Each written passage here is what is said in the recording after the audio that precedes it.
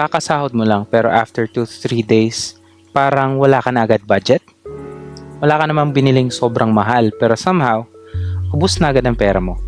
Well, to the point where minsan napapatanong ka na lang, saan ba talaga napupunta yung sweldo ko? Kung ganito ka, well, hindi ka nag-iisa. At malamang hindi lang sahod mo ang problema.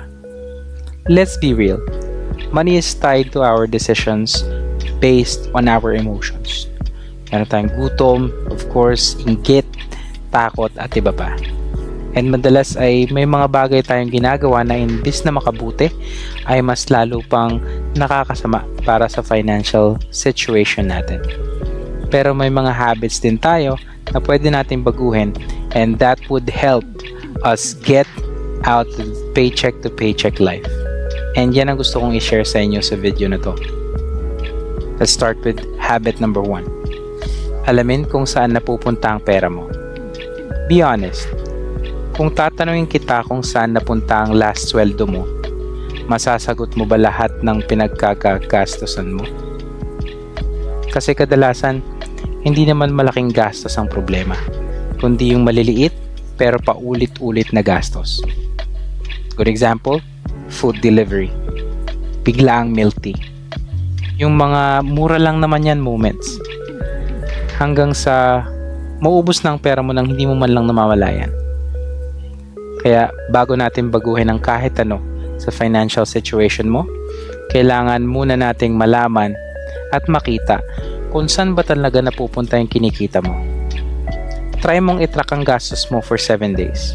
Kahit piso, kahit GCash, kahit pamasahe. Hindi to para mag-guilty ka ha, kundi para maging aware kung saan ba talaga napupunta ang pinaghihirapan mo. Pag nakita mo na kung saan napupunta ang pera mo, saka na natin naayusin ang system mo. Kasi most people have this kind of mindset na sweldo muna minus gastos, tapos yung matitira would be yung ipon or investment. Pero be honest, may natitira nga ba after that computation? Kasi usually wala. Kaya ganito ang gawin natin instead. Sweldo minus bills minus savings minus investments equals sa budget for your wants. Kahit maliit lang, kahit 5% muna or 10%, okay lang yon, as long as may natatabi ka for your future. Kasi kung hihintayin mo pang matira or may matira sa pera mo, then baka wala na talaga or huli na ang lahat. Kasi remember, hindi kulang or hindi ka kulang sa sweldo. Kulang ka lang sa system. Let's do habit number 2 naman. Huwag magpapabudol sa installments. Bagong phone, motor, other gadgets, lahat mukhang kaya or affordable kasi hulugan. Pero ito yung hindi mo nakikita. Bawat hulog may kinakaing parte ng future sweldo mo. Bago mo pa mahawakan ang pera mo, may bawas na kagad. Hindi ka bumibili ng bagay or item. Ang ginagawa mo is bumibili ka ng buwanang obligasyon. Kaya next time na may gusto kang bilhin, tanungin mo muna ang sarili mo. Afford ko ba bilhin to ng cash? Sobrang kailangan ko na ba to the point where nakaka-apekto na to sa buhay ko ngayon?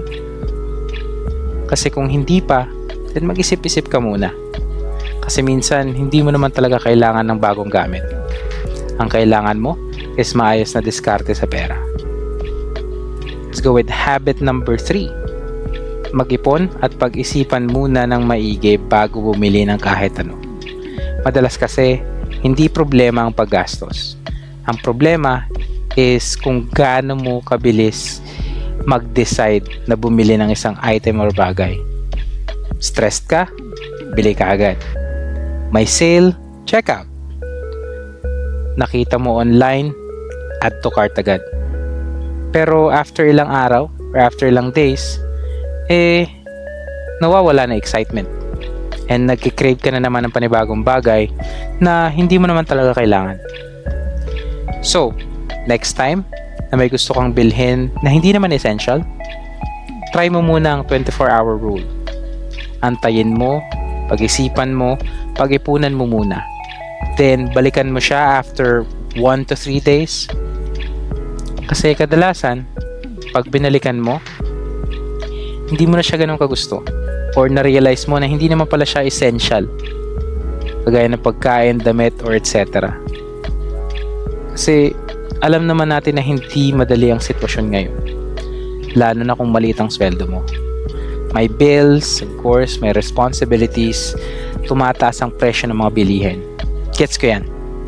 I mean, hindi mo naman kailangan baguhin yung buong buhay mo para lang makaipon or at least makaahon ng kahit konti. Kahit isa lang sa mga habits na tong simulan mo, for sure magiging maganda ang epekto sa financial situation mo. Well, I do have a challenge with you. Try mo lang. Subukan mong i-track ang gastos mo. Unahin mo yung savings mo or investment. Maghintay ka muna bago bumili ng kahit anong bagay for the next 30 days. Tapos, let me know the results sa comments below. Kung makakatulong sa'yo ang mga to.